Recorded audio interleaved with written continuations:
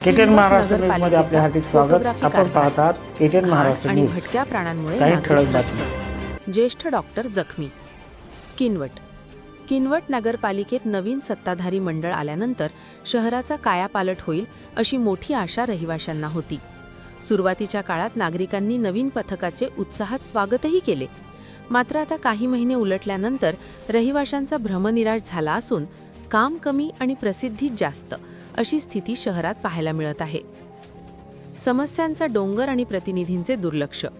शहरातील स्वच्छतेचा प्रश्न गंभीर झाला आहे। अनेक वस्त्यांमध्ये कचऱ्याचे ढीग साचले असून दुर्गंधी पसरली आहे। शिवाजीनगर येथे नवीन झालेल्या अंडरग्राऊंड पुलाखाली धुळीमुळे नागरिक त्रस्त आहेत। नागरिकांच्या तक्रारीनुसार पालिकेचे लोकप्रतिनिधी हे विकास कामांपेक्षा स्वागत समारंभातच व्यस्त आहेत। जमिनीवर कोणतेही ठोस काम दिसत नसल्याने संताप व्यक्त होत आहे। कचऱ्यासोबतच नळांना येणारे गढूळ व अस्वच्छ पाणी आणि बंद पडलेले पथदिवे यामुळे नागरिक त्रस्त झाले आहेत। भटक्या प्राण्यांचा हैदोस। डॉक्टर उस्मान जखमी। शहरात सध्या भटक्या कुत्र्यांची आणि गाढवांची संख्या प्रचंड वाढली आहे। हे प्राणी केवळ कचराच पसरवत नाहीत, तर नागरिकांच्या जीवावरही उठले आहेत। आज पहाटे या त्रासाचा प्रत्यय एका भीषण घटनेतून आला। शहरातले सुप्रसिद्ध डॉक्टर उस्मान साहेब हे फजरची नमाज अदा करण्यासाठी जात असताना गाढवांच्या एका कळपाने त्यांना पाठीमागून जोरदार धडक दिली। या धडकेत डॉक्टर खाली पडले आणि त्यांच्या डोक्याला गंभीर दुखापत झाली। आसपासच्या नागरिकांनी तातडीने धाव घेत त्यांना मदत केली। नागरिकांचा सवाल, पालिका प्रशासन झोपले आहे का? या घटनेनंतर किनवटच्या नागरिकांमध्ये प्रचंड संताप निर्माण झाला आहे। आम्ही नवीन प्रतिनिधींना निवडून दिले, ते काय फक्त हारतुरे स्वीकारण्यासाठी? असा जळजळीत सवाल रहिवासी विचारत आहेत।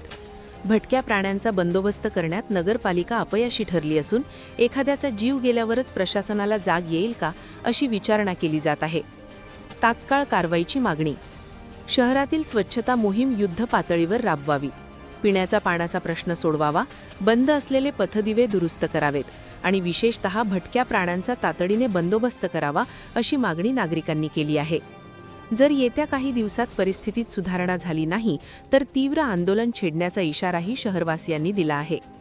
या बाबीकडे लक्ष केंद्रित करण्याची गरज। 1. Dog animal shelter. भटक्या प्राण्यांसाठी शहराबाहेर जागा निश्चित करणे। 2. स्वच्छता तक्रार निवारण कक्ष। कचरा उचलला न गेल्यास थेट फोटो पाठवण्यासाठी व्हॉट्सअप नंबर जारी करणे। 3. पाणी शुद्धीकरण। जलशुद्धीकरण केंद्राची तातडीने तपासणी करणे। 4. लोकप्रतिनिधींची जबाबदारी। फोटोबाजी सोडून प्रत्येक वॉर्डातील कामाचा साप्ताहिक अहवाल जनतेसमोर मांडणे। परिसरातील घडामोडी पाहण्यासाठी पाहत रहा KTN Maharashtra news. Channel subscribe करा, लाईक करा, पुढील ग्रुपवर शेअर करा।